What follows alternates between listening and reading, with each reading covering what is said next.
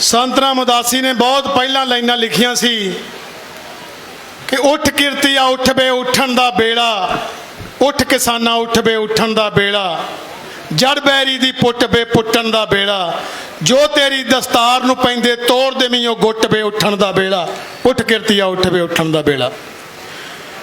असीं तुहानूं सलाम करन हित पहुंचे हाँ। असीं अज इत्थे कोई कलाकार बन के नहीं आए। जिन्नी बारे स्टेज तो बोले हाँ, ये गल सब तो पहला इस करके बोली है कि तुसीं सानूं टैलीविजन फिल्मां राहीं देखदे हो, बहुत सारा प्यार दिता है। ये कलाकार किसी फैक्ट्रियां च नहीं बने, ये किसी सरकारां ने पैदा नहीं कीते, किसी राजसी पार्टियां ने नहीं बनाए, ये तुसीं लोकां ने बनाए हैं। तुसीं लोकां ने साडे नाल कलाकार शब्द बनाया तां असीं कलाकार बने।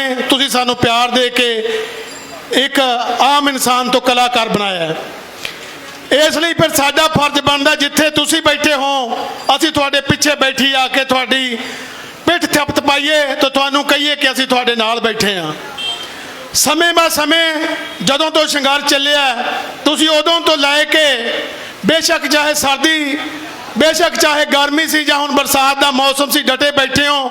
असीं तुहानूं सलाम कर लई पहुंचे हाँ कि तुहाडे सिर नूं सलाम है।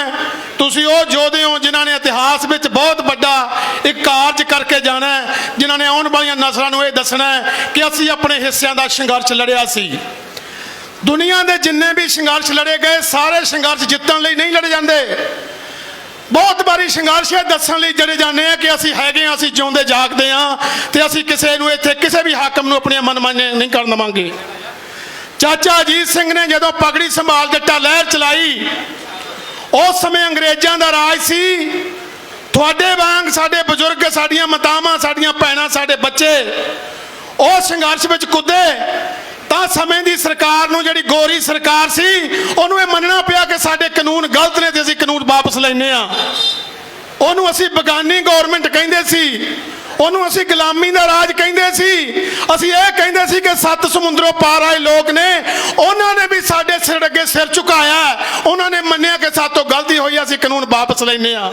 फिर यह सरकार, ये लोग, ये हाकम, ये साडे कुर्सियां ते बिठाए हुए ने।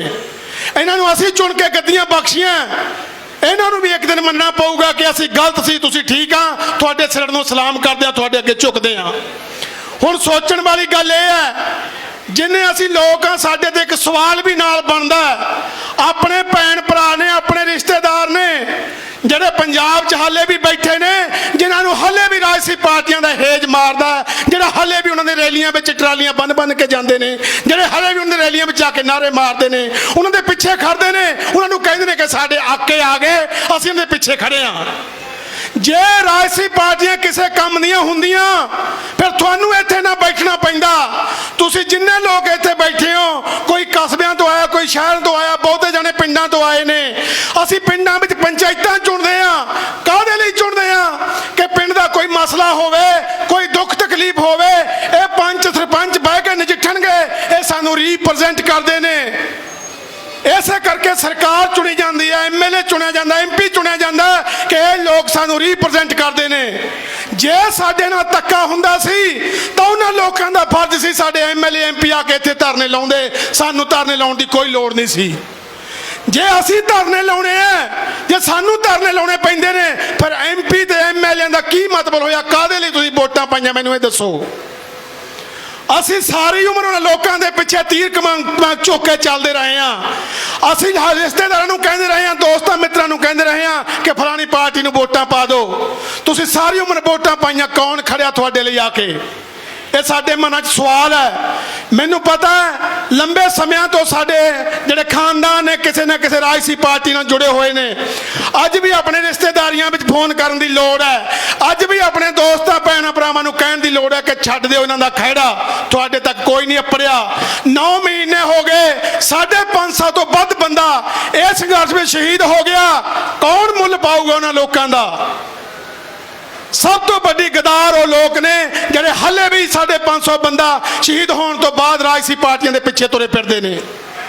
जिन्होंने लोगों ने MC दी वोटां विच मूहरे हो के कि फलानी पार्टी नूं वोट पाओ, जिन्होंने लोगों ने हुण भी रैलियां दे विच इकट्ठ कीते, शराब दीयां बोतलां पिछे विके गए। साडे ते सवाल है, एक सदियां तो सवाल चलिया आउंदा सी, कहंदे भी आई कि अंडा पहला आया? यही सवाल साडे ते है। पहला असी वोटर ठीक होइए कि राजनेता ठीक होणगे? सानू वोटरां नूं ठीक होना पऊगा। असी अपने ਚੱਜ ਦੇ आगू चुनने पैणगे। जिन्हां लोगों ने अपनियां जिंदगियां लातियां, साडियां जथेबंदियां दे आगूआं ने, किसान जथेबंदियां दे आगूआं ने अपनियां जिंदगियां लातियां इन्हां संघर्षां दे लई। बहुत सारे बंदे संघर्षां चों तुर गए, ये मंजर देखण तो पहलां तुर गए, पर इन्हां लोगों ने अपनियां जिंदगियां लाइयां तां जथेबंदियां इत्थे जाके पहुंचियां, संगठित होईयां, तां असीं जाके इत्थे आके बैठे हां। सन 47 तो बाद जथेबंदियां लगातार लगियां हुई। साडे नाल उदों भी बहुत बड़ा धोखा होया आज़ादी के नां ते। जिन्हां सूरमे योधियां दी असीं आज़ादां मनाउने आ, उन्हां दे नाल आज़ादी के नां ते एक समझौता होया। कोई सानू आज़ादी नहीं सी मिली। सो बेनती यही है कि तुसीं जागरूक हो, जिथे जिथे बैठे हो अपने भैणां भाइयां नूं कहण दी लोड़ है। हजे भी समझो, लोगों बाज आ जाओ झूठे लीडरां तो। इन्हां देश नूं बिले ला छड्डना है। इन्हां मुल्क दा कुछ भी छड्डा नहीं है, छड्डिया नहीं ना। तुहानूं भी बेच के खा छड्डना है, इन्हां तुहानूं भी बेच के खा छड्डना है। बहुत बहुत मेहरबानी, शुक्रिया।